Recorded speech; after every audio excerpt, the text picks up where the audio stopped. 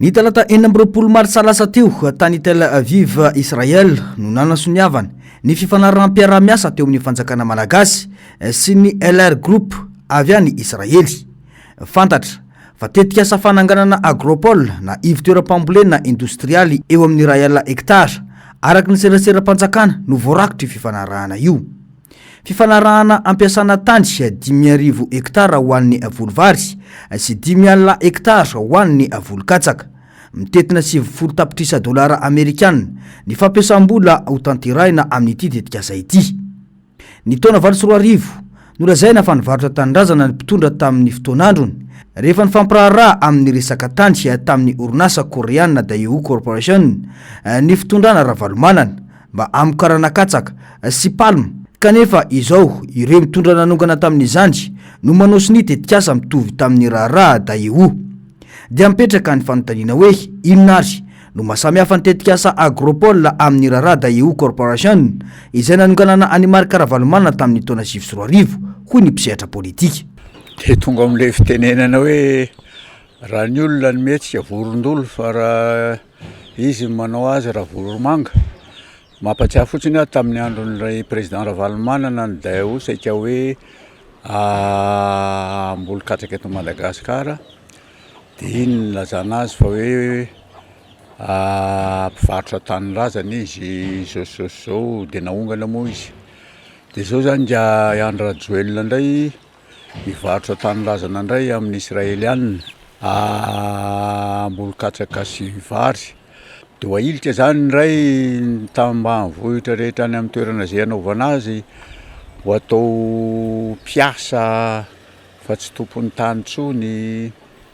Dia resaka amin'ny système kolonial anie zany tamin'ny andron'ny colon no mpanao an'izany dia ho atao an'izany indray zany tsika zao.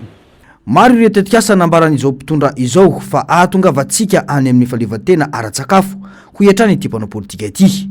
Miharihary anefa fa na ny fiainana mahatantsaha azy tsy hain'ny filoham-pirenena akory ary porofony zany fitenitenenan'ny fahatany izay tandrifin'ny vavany fotsiny rehefa miresaka ny sehatra ambanivohitra.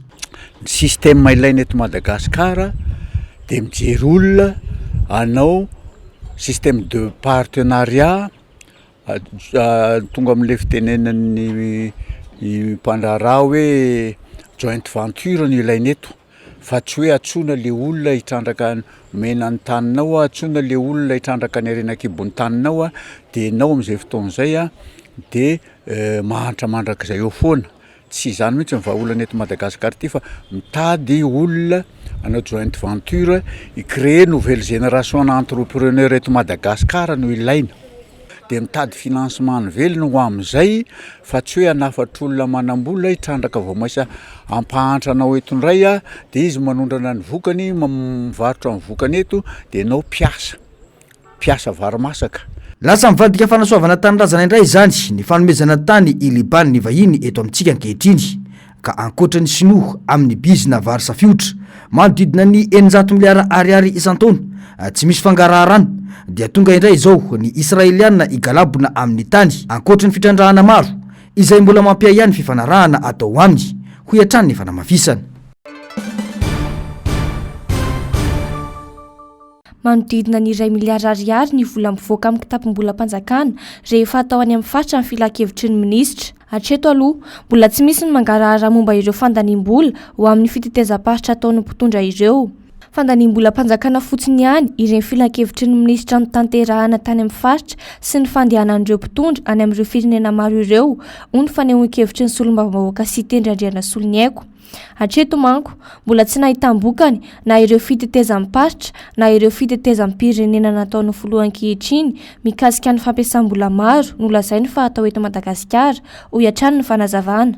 Amiko fandaniam-bolam-panjakana fotsiny na ny fanaovana conseil des ministres akoatriny eto Antananarivo zany. Ngaira Joel tsy mahay mitantara firenena fa mahay manao communication. Impiry moa izy tonga avy any tonga ny arabo andeha hanao investissement amin'ny resaka agriculture tsy hita le izy ho tonga ny avy any Amerika vola be dia be ho tonga eto. Zavatra teneniko ary amafisoko eto androany vokany 0 boribory tsisy vokany fandehanany ngairajoely hatramin'ity androany ity. Raha mbola izao zava-misy eto amintsika dia rariny raha tsy tonga mampiasa ny volana eto amintsika ireo mpampiasa vola vahiny, raha tsy laza fotsiny ny faharatsiany lalana, ny fahatapahan-jiro tsy misy vahaolana, ny tsy fanarahan-dalàna, ny kolikoly ary ny maro samihafa. Eo ihany koa ny tsy fisiany mangarahara ka tsy hamantarana ny tena fahamarinana amin'ireo raharaha mafana toy ireo arenakibon'ny tany tratra ondrana tsongisoko any ivelany. Manaporofon'ny tsy fanarahan-dalàna ataon'ny mpitondra eto Madagasikara ireny ho iatrany ny fanazavana. Tsy adala akory ny investisseur handeha hitondra ny volana eto raha zao situation iainantsika zao, na ny rano tsy misy, électricité tsy misy, ny lalana potika, lalàna tsy respectena, enao mihitsy no manitsakitsaka lalam-pandroana ngairajoely, iza no investisseur tonga eto. Ny harem-pirenena voketo tsy fantatra akory hoe aona ny voanteto, na ny volamena zany, na ny vatosoa zany, na resaka plante zany, fa mody misy tsatra kely nefa rehefa manao tatitra ny firenena hafa zay mandray reny harenantsika reny, même pas 10% ny tsatra eto reny harenantsika mivoaka reny. Tsy voafehin'ny mpitondra ankehitriny ny fitantanana ny firenena fa manao izay sempatany fotsiny izy ireo ho iatrany ny fanehoan-kevitra. Tsy mihevitra izay asony malagasy intsony ny mpitondra ary samy manitsaka ny lalam-panorenana tanteraka.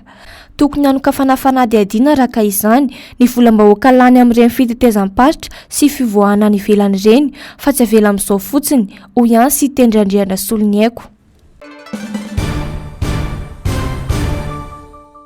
Famokarana herinaratra azo avy amin'ny rano ao Andekaleka no tena fototry ny famokarana herinaratra eto Antananarivo. Io famokarana io dia miankina amin'ny ahavon'ny rano. Mena ny rano ary tsy ampy ny vokatra ao Antananarivo. Io ndray aloha izany no alaolan'ny jirama manoloana ny fahatapahan-jiro matetika tatoato izay. Ankilan'izay, ya raha mahalala fa efa miditra anatin'ny vanim-potoanan'ny ririnina isika. Miena arak'izany ihany koa ny vokatra herinaratra azo avy amin'ny herin'ny masoandro ho iatran'ny jirama. Noho izany, voatery mampiatra ny fahatapahan-jiro mifandimby ny orinasa jirama mba ahafana mampifanaraka ny famokarana misy hoy ny fanazavana. Mametra-panontaniana arak'izany ny mpanara Vaovao hoe mbola alaolana toy izany foana ve no ataon'ity orinasa ity fitotoana nilazana amin'ny fanarenana azy. Na io voalaza fa drafim-panarenana ny jirama io aza, tsikatra ho famarotana ankolaka ity orinasa ity hoy ny fanazavana. Le redressement ataon'ny fanjakana nge le izy dia mazava tsara tsy tsorondra reo nge le izy fa rehefa jerenao dia tetika le izy mandeha makany amin'io famarotana n'ilay orinasa mpanjakana na hoe privatisation an'ilay orinasa mpanjakana. Tsy resahana mahitsy nge le izy efa tafiditra ao anatin'iny EDF izay an'ny frantsay fa tsy tsorony ilay mpitondra fanjakana le izy zay no iresahanay foana hoe ataondrareo izay apotika an'ilay orinasa ahafahana privatiser azy sahala amin'ilay orinasa mpanjakana teo aloha ny Solima, ny banque sy ny karazan'ireny ny Koroma. Zay le izy, zay le tena politika an'ilay mpitondra fanjakana ao anatin'ilay izy fa raha resaka redressement zany hoy izay inge tsotra raha tena tiana ho atao omeo fahefana fotsiny ilay teknisianina malagasy amahan'ilay olana ny angovo, amahan'ny olana rano fa voava io raha ohatra tena izay le izy fa io ny tsy ampahafirin'ny olana ny ainan'ny firenena sasany ao anatin'ilay izy fa maninona ny olona na havita nanarina ny azy fa maninona itsika no tsy havita. Nanaitra ny maro ny zavatra nitranga teny tsara honena na omaly nandritra ny famaizana ireo trano ampoliny. Hatramin'ny sampanampamonjy voiny izany tsy manana tahirin rano. Ny tsy fisian-drano teny amin'ity fokotany ity ihany koa no namodoza ho an'ireo vahoaka monina eny an-toerana ary tsy afa-miala amin'izany ny jirama sy ny fanjakana ho iatrany ny fanazavana. Na ny frantsay range amin'izao fotoana izao efa velona fanapahan-keviny dia andeha inationaliser indray ny énergie any aminy sao dia adinitsika zany ny tsika andeha ho varotana indray, andeha ho privatisena indray amin'ny tsy miankina. Ahoana moa no ahafahan'ny tokafy miteny izany tsotra be efa renge fa ireo le compagnie atsolika izay fournisseur ny jirama reo dia efa miteny mazava mihitsy hoe rehefa tsy voalohanareo ny trosanay dia manana parana action ao anatin'ny afaka avadika parana action ao anatin'ny jirama zany le volanay. Izany ange na tiana na tsy tiana zavatra efa milaza mazava tsara hoe le mpitondra fanjakana mihitsy no manao ny fomba rehetrarehetra hiprivatisena an'ilay orinasa. Donc ozy avy hoe le redressement an'ilay mpitondra fanjakana dia tsotra le izy hoe redredy mandeha makany amin'ny famarotana.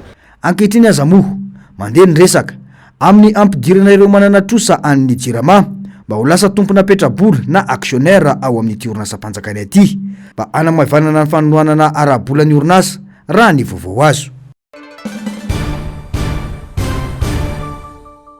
Olana ara-panahy no misy eto amintsika, hoy Ratolojanahary Maharavo na Idodo.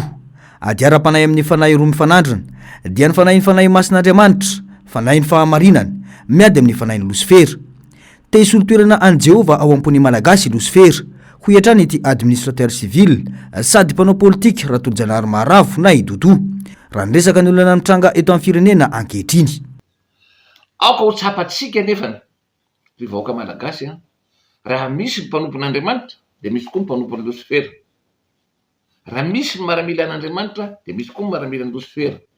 Ireo maramila ny Losifera reo dia miaramila ny fanjakany aizana. Eny amin'ny rivotra ny misy azy fa tsy hitatsika maso. Zay no voalaza ao amin'ny tenin'Andriamanitra amin'ny Efesianina fa hoe tsy mitolona amin'ny nofo amandray isika fa mitolona amin'ny fanjakana sy ny fanapana sy ny fanaharatsy eny amin'ny rivotra. Tsy hitatsika io asan'ny Losifera io, zay no masarotra atsika miady aminy. Fa ratsy ny fanan'Andriamanitra no anatsika, tsy afaka miady amin'io fanaharatsy ny Losifera io tsika. Zany hoe tsy afaka hiady amin'ny maramila ny Losifera sika raha tsy mitafy fiadiny lanitra. Betsaka ireo dingana atao fitadiavam-baolana ho an'ny firenena, hoy ihany i Ratolojanahary Maharavo, izay nanamafy fa vaolana avy amin'Andriamanitra ihany no tsy maintsy ivoahantsika amin'izao fahasahiranana izao, hoy hatrany ny fanazavany.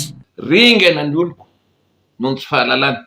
Ao koa ny fitiavantsika tafahoatra, ny filan'ny nofo. Araroton'ny Losifera mantsy ny fahasahiranana misy amintsika dia ampitsiriritiny isika zao zavatra filan'ny nofo rehetrarehetra zao. Farany rendrika atsika amin'ny fakapanahy rehetrarehetra. Zany dia midika fa viravorany Losifera zavatra ny nofo isika. Viravorany Losifera tamin'ny te hanakarena daholo zao olona rehetrarehetra zao. Farany farany malemy isika ara-panahy vokatra ireo filan'ny nofo ireo. Satria i Losifera dia te haka toeran'i Jehovah Andriamanitra ao am-pony vahoaka malagasy. Raha tsy ahivana dia administrateur civil i Ratolojanahary Maharavo efa fantatra teo amin'ny sehatry ny tolona ara-politika raha tsy resaka ny dinika ho an'ny fanavotam-pirenena na ny DFP nandritra ny fitondrana Era Rajaonarimampianina. Taleny kabinetra ny filohan'ny anteny miram-pirenena teo aloha Kristina Razanamasoa ihany koa ny tenany nandritra ny rarahana fana tena nivony anteny miram-pirenena ireny. Mpikambana mafana fo ao amin'ny fikambana ny administrateur civil ihany koa. Antso famoazam-panahy ho an'ny vahoaka malagasy izao atao izao, hoy hatrany ny fanazavany. Ny 900 ny trano miorina eto Antananarivo dia tsy manara-dalàna avokoa raha ny antontanisa azo farany teo anivon'ny komina Antananarivo renivohitra ny taona 2024. Raha ny angom-baovao dia mbola betsaka no manao fanondrenana tsy ara-dalàna taoriany io. Tsy eto Antananarivo renivohitra ihany no ahitana trangana fanondrenana tsy ara-dalàna io, fa saika ireo komina manodidina any Antananarivo raha ny fanadiadiana izay natao. Antony maro no mahatonga izany, hoy ny ben'ny tanàna eo anivon'ny komina Alasoa Androany raha nitondra fanazavana mahakasika izany ity ben'ny tanàna ity. Isan'izany hoy izy ny tsy fahatombana lalàna amin'ny feny fananantany eto amintsika. Tia Varidrano na ety amin'ny komina Alasoa dia ao amin'ny domaine PDB ny boky rovitra. Zany hoe rovitra ny boky izay misy an'ilay taratasy fanamarinana fananantany. Nefa raha ohatra zay no mitranga dia tsy afaka ny commune zany andeha anao ny fanamarinana na ny hoe instruction an'ilay taratasin'le olona zany, tsy afaka mihitsy zany ny commune hoe andeha anome fahazondalana n'orina rehefa tsy misy io certificat de situation juridique io. De matetika ihany koa taratasy zay misoratra amin'ny ray aman-dreny be lova no entiny eo anatrehan'ny commune, zany hoe ny zafikely na ny zafiafy aty aoriana dia tsy voasoratra ao anatin'io certificat de situation juridique io, dia manansarotra ihany koa no manaprofo fa tena ao anatin'ny marina izy satria tena PDB ny atota taratasy ilaina hoe avy any amin'ilay olona misoratra ny juridique mandrapatonga ty amin'ilay olona mpangataka. Tena lay resaka fananatany zany a matetika no mahatonga ny olona tena hoe tsy mazoto makeny amin'ny commune manao ny fangatahana zany fanorenana satria tsy tomombana ny taratasin'izy ireo.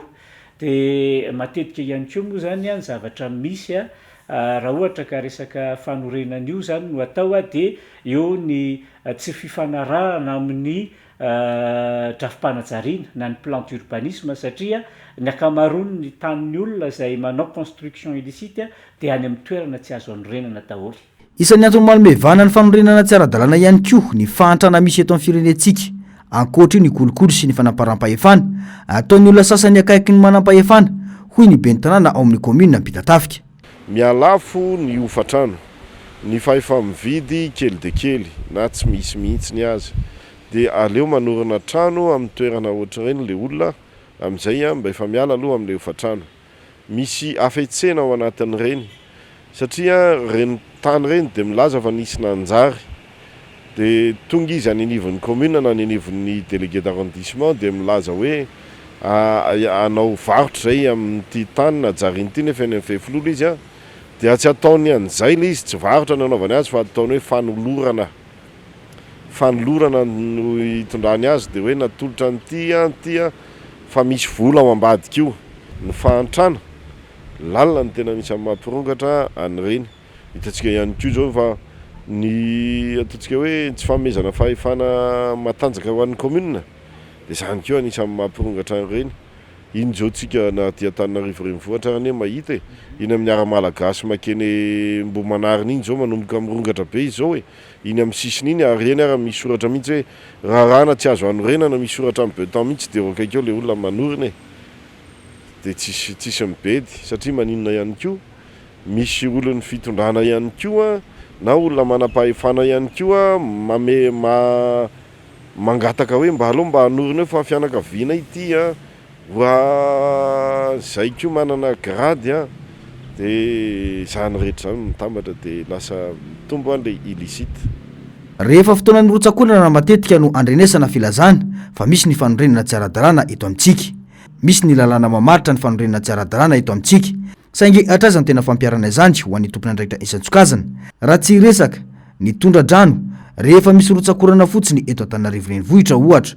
Ambara fa tsy ara-dalàna ireo fanorenana satria mety eo ambony trottoir na lakan-drano manotoina ny fifamoivozana tsy nahazahoana lalana.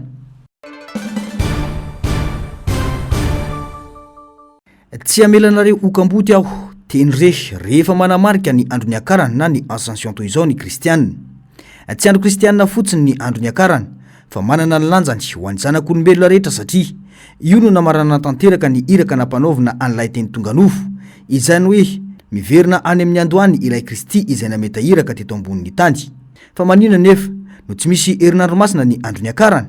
Mitondra fanazavana momba izany ny pastora Rabarmana na Irmandimby. Ka ny andro ny akarana no atao hoe finaliser ngambany hoe lay boucle miainga nidina de miakatra amin'izany andro ny akarana zany.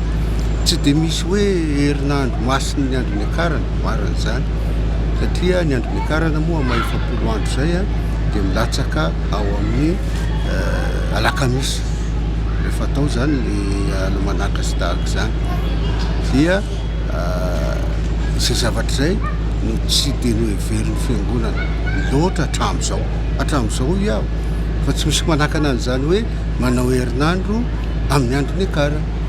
Aleo tamanany amin'ny fiangonana ny olona tsisy mahadiso an'izany fa ny krismasy ny paska pentekosta ireo no efa mahazatra ary ireo zavatra telo ireo anie tato anatin'ny 20 taona ny fiangonana nanao an'ireo fa tsy zavatra efa niainan'ny fiangonana hatramin'izay no hoe herinandro krismasy, herinandro paska, herinandro ny pentekosta. Zavatra vetivety zany zavatra zany. Ny tiako hazavaina manaraka dia ny mahasamihafa ny andro ny akarana ascension iny teny frantsay sy ny 15 août assomption.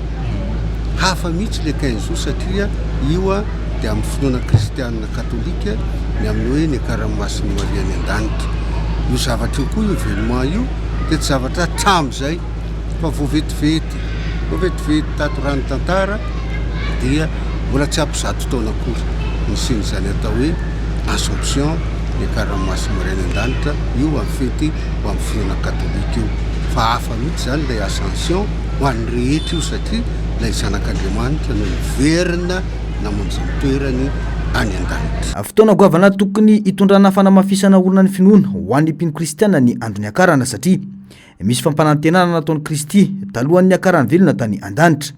Tsy ny andro ela fa 10 andro taorian'io dia tanteraka io fampanantenana io izay zava-dehibe ho an'ny fiainana kristianina ho hiatrany ny fanazavana. Fa ny mahazava-dehibe ny andro ny akarana koa dia izao ny nametrahany Jesosy afatra ka nanao hoe tsy amelanareo kamboty aho fa ho tonga ny mpananatra, ho tonga ny fanahy masina, ka ny fanahy masina no hitoetra eto amin'ny olombelona. 10 andro aorinan'ny andro ny akarana zany dia tonga ny Pentekoste alahadindray io satria 10 andro no ary ireo zany no mitohy eo Krismasy, Paska, andro ny akarana, Pentekosta. Ireo no atao hoe taona an'Andriamanitra. Raha nitazana eny anivon'ny fiarahamonina malagasy aloha hatreto dia tsy toy ireo fety-piangonana na fety kristiana toy ny Krismasy sy ny Paska ary ny Pentekosta ny andro ny akarana na dia natao isan'ny andro tsy hiasana aza. Raha ho an'ny androany dia toy ny isan'andro ny zava-misy endrehetra eny. Andro lehibe tokoa nefa ny andro ny akarana hoy ny fanamafisan'ny pastora Rabarmanana Erimandimby. Miteraka aya ny amin'ny mety ho fiatraikan'ny fiakaran'ny abatseranana napetraky ny États-Unis amin'ireo firenendehibe toa ny Chine, Canada, Mexique nanomboka ny volana janoary 2024 lasa teo. Aina nimba ny fitoniana sy ny fifampitokisana eo amin'ny sehatra iraisam-pirenena ny politika ara-barotra unilateral ampiarin'ny États-Unis satria manohitona ny fitsipika napetraky ny vorona iraisam-pirenena misahana ny varotra na ny OMC izay miorina amin'ny fahafahana amin'ny fanakalo malalaka tsy misy fanavakavahana. Raha mitoy izao fepetra faneriterena ny sehatry ny varotra izao dia mety hiteraka ady ara-barotra sy hanenjana ny fifandraisan'ireo firenena voakasika, hampiakatra ny vidin'entana ho an'ny mpanondrana sy mpanjara, hampiena ny fahaiza mifaninana amin'ny tsena ary hanimba mivantana ny herin'ny fifidianan'ny mpanjifa. Raha misy firenena mikasandray fepetra fanoherana manoloan'ny politika io dia mety hitarika amin'ny fizarazarany tsena eran-tany sy ny fiainany mangarahara amin'ny fifanakalozana ara-barotra izany ka nohitohana ny fitombon'ny toe-karena sy ny fiaina vahoaka manerana izao tontolo izao raha tsy voadinika tsara.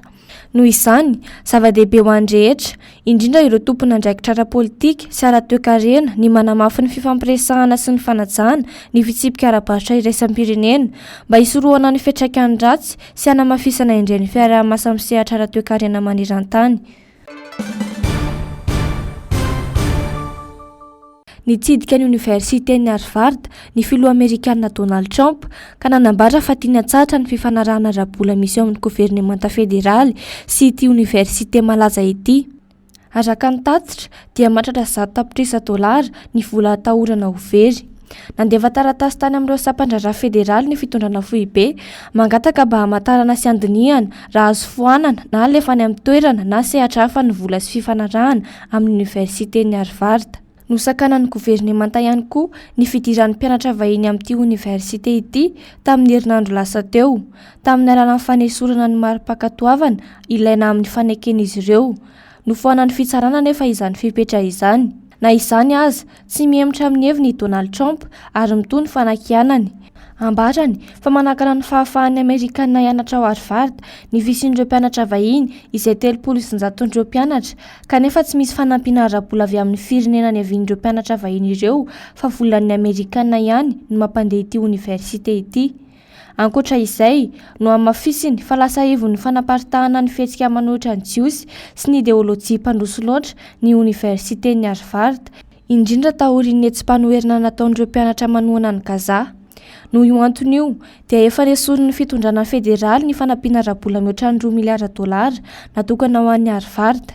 Tsy ara-drary ny izao fanapakevitra izao hoy ireo mpianatra sy vahoaka satria mitarika fahasimbana tsy ho an'ny Universitén'ny Harvard ihany fa amin'ireo université hafa koa. Tsy rary noho izy ireo no mampiena fanampiana amin'ny université izay fototry ny fikarohana sy fahaleovan-tenan'ny saina izay mampandroso any États-Unis. Mety ahatra ity ady ara-bola sy ara-politika ity satria isan'ireo université manan-karena indrindra eto an-tany i Harvard. Manana teti-bola manodidina ny 4.4 miliara dolara isan-taona ka 1.9 monja amin'izany no avy amin'ny fanjakana. Ny saram-pianarana, ny fanomezana avy amin'ireo mainty molalo mpanefoefo toa Andry Mark Zuckerberg sy Bill Gates no tena mampihodina ny université ny Harvard.